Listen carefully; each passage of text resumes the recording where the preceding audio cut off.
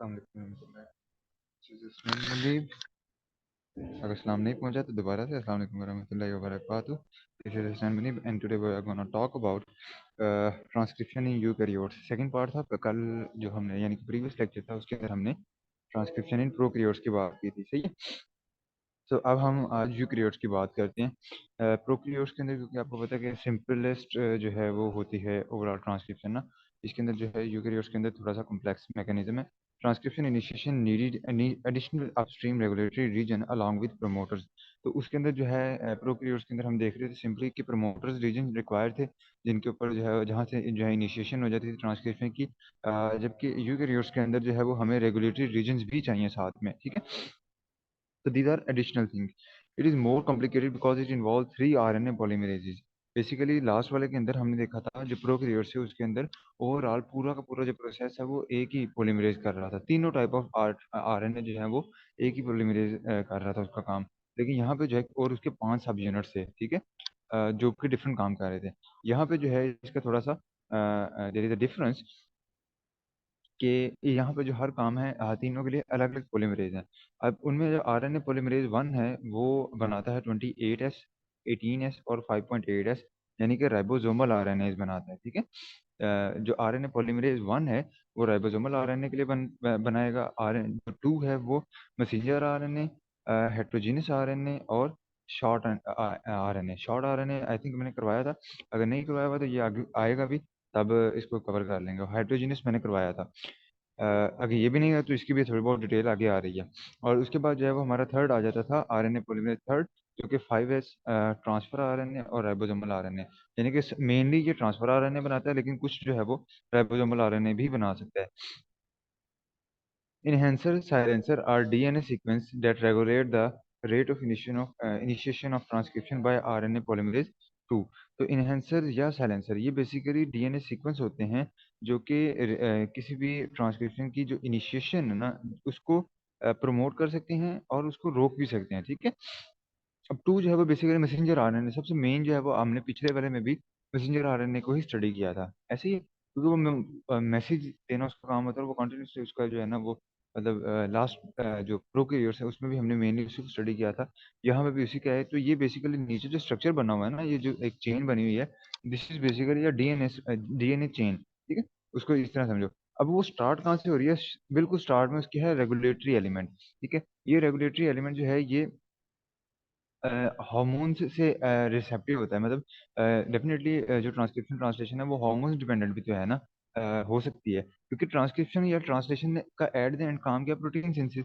तो हो सकता है कुछ हार्मोनल सिग्नल ऐसे आए कि जिसकी वजह से आपने प्रोटीन की प्रमोशन करवानी है, ठीक है। प्रोटीन की सिंथेसिस को इंक्रीज करना है तो उसमें वो ये उसको सेंस करके तो ये फिर यहाँ से स्टार्ट होता है सिस्टम। उसके बाद होता है इनहेंसर या साइलेंसर।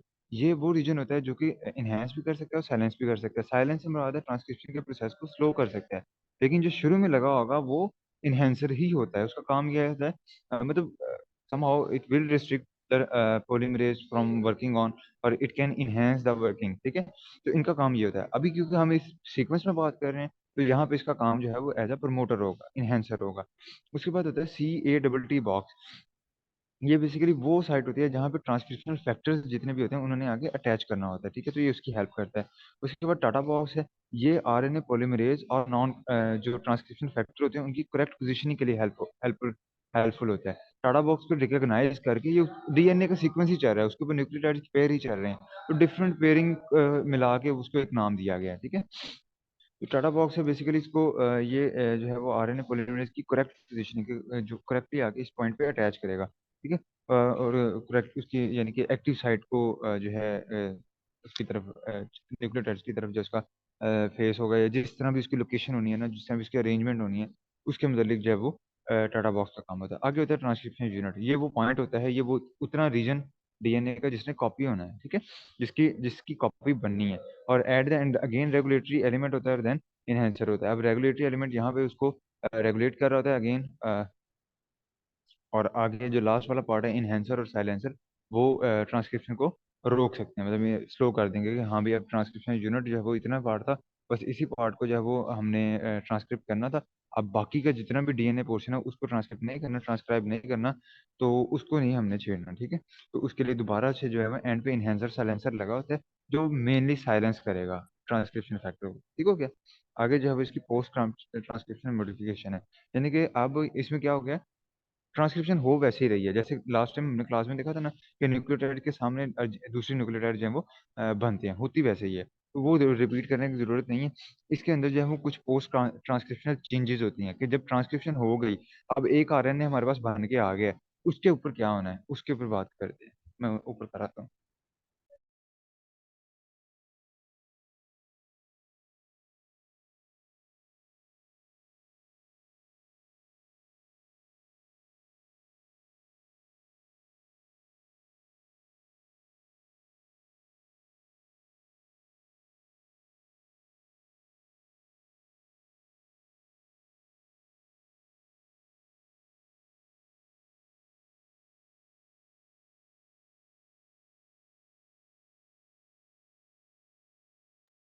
आगे हमारे पास आ जाती है post transcriptional modification, the nascent RNA also called primary transcript and heterogeneous nuclear RNA. जो एच एन आरएनए ऊपर लिखा हुआ था ना लफ्ज, उसको कहते हैं हेट्रोजीनियस न्यूक्लियर आरएनए। बेसिकली जो ट्रांसक्रिप्शन के बाद आरएनए बनता है, उसके अंदर मल्टीपल रीजन होते हैं, ठीक है। वो रीजन जो है, अब वो सारे के सारे रिक्वायर्ड नहीं होते, ठीक है। कुछ रीजन उनमें से एक्स्ट्रा होते हैं, तो इसके लिए क्या किया जाता है कि एक जो आरएनए बनता है, जिस तरह हम क्या करते हैं कि यूजुअली एक कई बार क्या करते हैं, कोई चीज़ बनानी हो ना, फर्ज कर लो आपने हाँ, गोल रोटी बनानी हो, तो वो क्या करते हैं, रोटी जो है वो पहले तो टेढ़ी मेढ़ी सी बनेगी फर्स्ट टाइम बनानी, उसके बाद क्या करते हैं, ये बिस्किट बनाने हैं, तो बिस्किट के लिए वो सांचे देते हैं, तो ऊपर रख के उसके बाद क्या करते हो, काट देते हो, और रिक्वायर्ड पोर्शन रख लेते हो, बाकी पोर्शन जब वो वापस मिक्सअप होके दोबारा रॉ मटेरियल में चला जाता है, ऐसे ही होता है ना। तो इसी चीज को कहते हैं, यहाँ पे भी क्या होता है कि एक बार ओवरऑल बन जाता है, उसमें से फिर जो नॉन रिक्वायर्ड पार्ट होते हैं वो निकाल लिए जाते हैं, और जो बाकी पार्ट होते हैं उनको आपस में मिला के उनका जो है वो proper next messenger RNA, proper messenger RNA बना दिया जाता है। तो जो डायरेक्ट फॉरेन से डीएनए से जो आरएनए बन रहा है वो हेट्रोजीनस आरएनए कहलाता है, nuclear RNA. It is modified to convert it into transfer RNA, ribosomal RNA and mRNA, और आगे जिस भी फॉर्म में उसने कन्वर्ट होना है उस फॉर्म में उसको ट्रांसफर कर दिया जाता है। hnRNA are larger in length and unnecessary part are cut to make shorter mature RNA process involved। तो बेसिकली hnRNA जो बन के आया है, जिसके अंदर रिक्वायर्ड पोर्शन भी हैं और नॉन रिक्वायर्ड पोर्शन भी हैं, वो बन गया है, वो लार्जर इन लेंथ है, उसमें कटिंग शटिंग होगी, और उसके बाद जो है वो हमारे पास छोटा मेच्योर आरएनए बन के आएगा। तो इसके अंदर फर्दर ऑन 3-4 स्टेप्स होते हैं जिसके जरिए ये H N R N A जो है मेच्योर आरएनए बनता है। तो पहला जो है वो स्प्लाइसिंग है। The structural gene are composed of coding region, intervening sequence और intron and non-coding region। Basically जो आपके स्ट्रक्चरल जीन्स होते हैं ना, यानी कि जीन जिसके ऊपर डीएनए मौजूद है, उसमें दो तरह के रीजन मौजूद हैं, एक तो कोडिंग रीजन और एक non coding reason. Coding region वो है जिसको जिसको हमने ट्रांसक्रिप्ट करना है, और नॉन कोडिंग रीजन वो है जिनकी ट्रांसक्रिप्शन हमारे लिए जरूरी नहीं है। In splicing, both regions are alternative separated and intron are attached with each other to make mature DNA। अब ये जो साइड पे ब्लू कलर की डायग्राम बनी है, इसमें जो अल्फाबेटिकल्स हैं, A B C D, dark blue colour के जो हैं, वो दे ऑल आर कोडिंग, ठीक है। और जो 1 2 3 4 हैं, they all are non coding reason.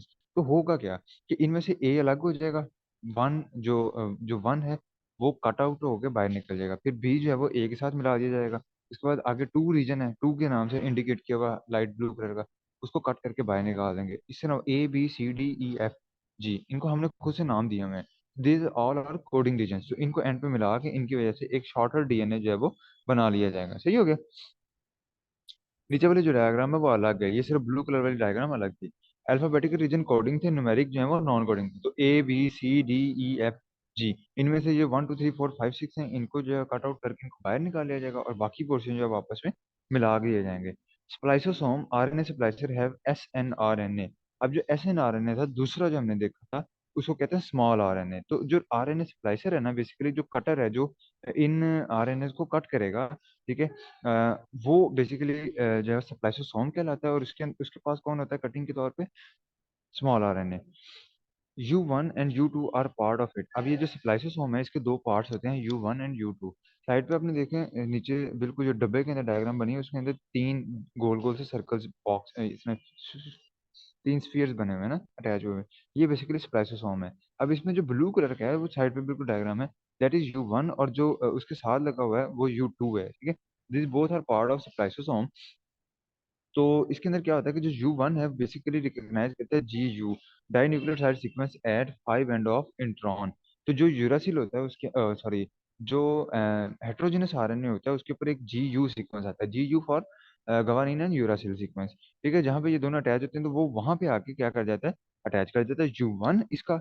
और जो U2 होता है बेसिकली वो अटैच कर जाता है are nucleophilic adenosine residue.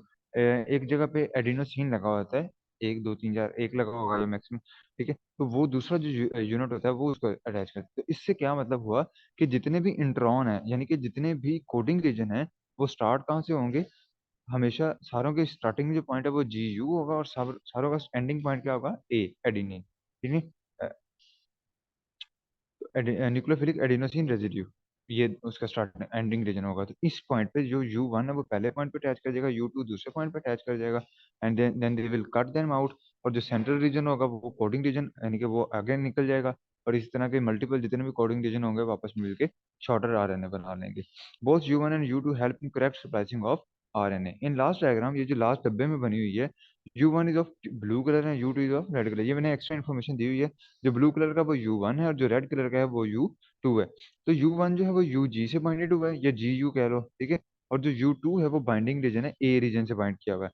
While intron is just making a loop there. अब ये जो इंट्रॉन है बेसिकली वो ये जो साइड पे लूप बना हुआ है ना, if I can annotate there, I think I cannot, ये जो आपको नजर आ रहा होगा, मैं बड़ी कर देता हूँ बल्कि, नहीं बल्कि बड़ी है यहाँ से नहीं, ओके, मेरे नजर नहीं तो ना आ रहा, लेकिन अब ये साइड पे डायग्राम देख लो, ये जो एक दायरा सा बन गया है ना, एक तरफ से ट्यूब आ रही है और बाल खा के दूसरी तरफ से निकल रही है, ठीक है। तो अब पहले दो पॉइंट तो उन्होंने उठाए हुए हैं। अब ये जो लूप पूरा बन गया है, तो ये बीच वाला पार्ट है जो स्टार्ट स्टार्ट कहाँ से हो रहा है, U1 GU से स्टार्ट हो रहा है वो चेन, और लास्ट जो पॉइंट है वो U2 ने पकड़ा हुआ है, ठीक है। U1 से चेन स्टार्ट होगी और यूट्यूब के दरमियान तक के जो रीजन है दैट इज इंटरॉन, और वो सप्लाई सब हो जाएगा, और बाकी जो हमारे पास एक्स्ट्रा रीजन था, ठीक हो गया।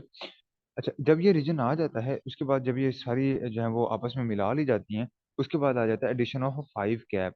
Most eukaryotic mRNA have a 5 cap, a residue of 7 methyl guanosine linked to the 5 terminal side of the mRNA। अब mRNA की दो साइड्स होती हैं, ये कल भी मैंने बताया था, हर पूरे जेनेटिक मटेरियल के दो पॉइंट्स होते हैं, एक 5 एंड होता है और एक 3 एंड होता है।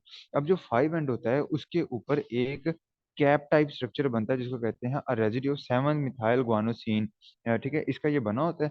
और फॉर्मेशन ऑफ रिक्वायर्ड, अच्छा ये हो गया हमारा mRNA through an unusual 5 5 triphosphate linkage. अब बेसिकली जो कैप है उसके भी जो दो उसका जो एंड है वो 5 एंड है।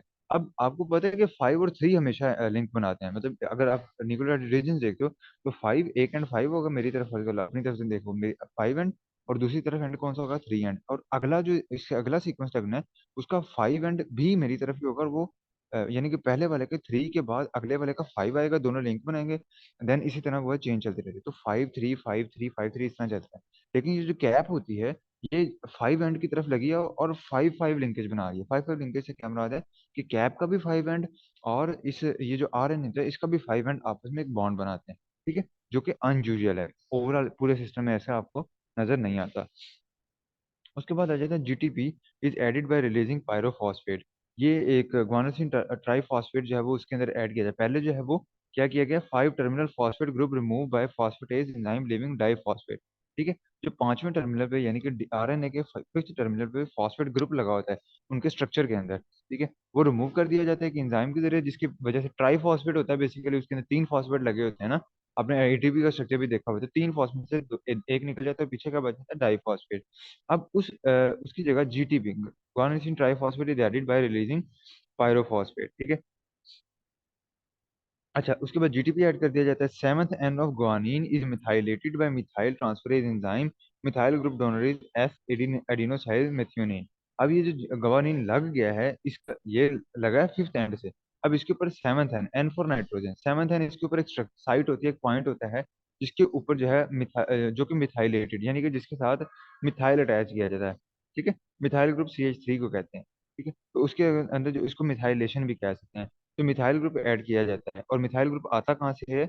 एस एडिनोसाइल मेथियोनीन से। ठीक है, ये डिफरेंट उसके नाम अजीबोगरीब से हैं, तो आप इसको ओवरऑल देख सकते हो। पहले क्या हुआ, फॉस्फेट ग्रुप रिमूव हुआ, उसके बाद जीटीपी ऐड हुआ, और उसके बाद उसका उसमें जो जीटीपी में जो गवानीन था उसका सेवंथ एन वाला जो पॉइंट था, वहां पे मिथाइलेशन हुई। ठीक है, अच्छा ये था हेड ऐड हुआ। दूसरी तरफ जो है वो थर्ड एंड की साइड पे पॉली ए टेल ऐड होती है।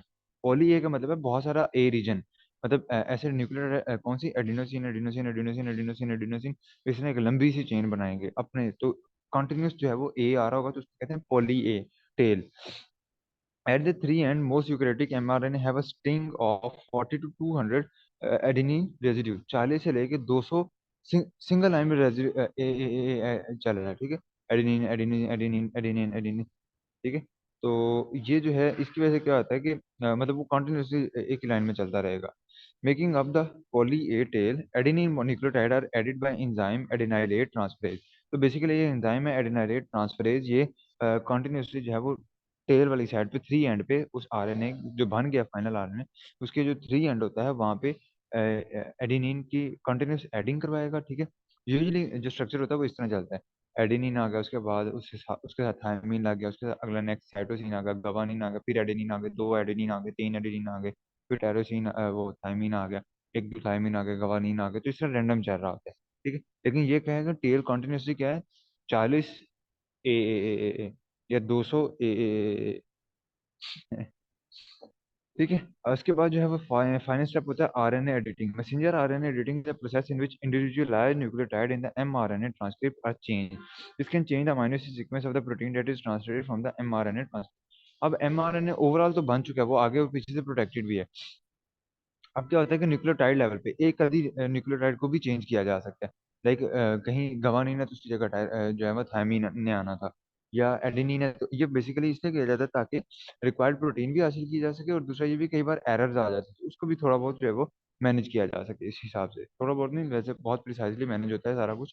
ठीक है, तो न्यूक्लियोटाइड की मतलब अभी तक हमने देखा था कि ओवरऑल पूरा आरएनए कटा, उसका हेड लगा, उसकी टेल लगी, अब उसके अंदर कोई बेस लेवल पे जाके ना, नाइट्रोजनस बेसिस लेवल पे जाके एडेनिन की जगह कोई और लगनी थी। ठीक है, या गवानीन की जगह किसी और ने आना था, तो उसको रिप्लेस कर दिया जाता है। तो जिस तरह एक भी अगर न्यूक्लियोटाइड चेंज कर दिया जाए, तो उसकी वजह से protein total amino acid structure change हो जाएगा, और protein will be totally different.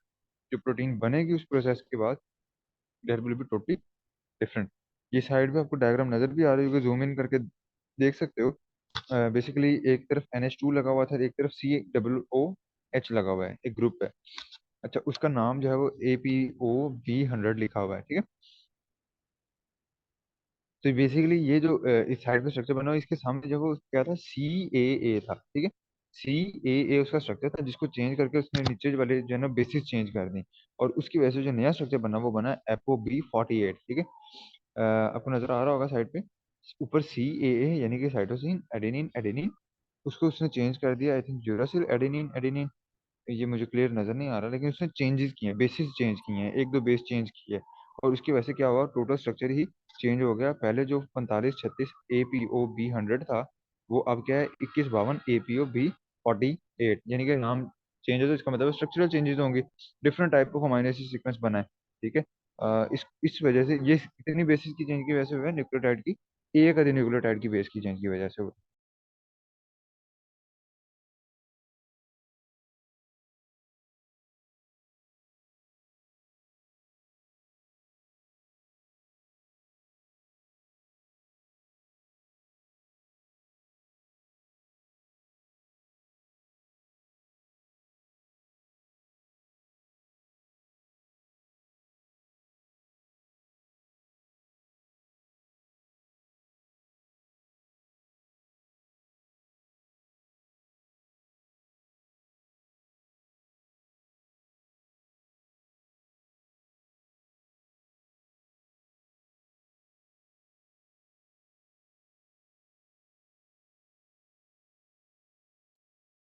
हाँ जी, वही था, एक ही सिर्फ चेंज हुआ है। ठीक है, सी की जगह यूरासिल, साइटोसिन की जगह यूरासिल लगा हुआ है, और उसकी वजह से टोटल स्ट्रक्चर चेंज था।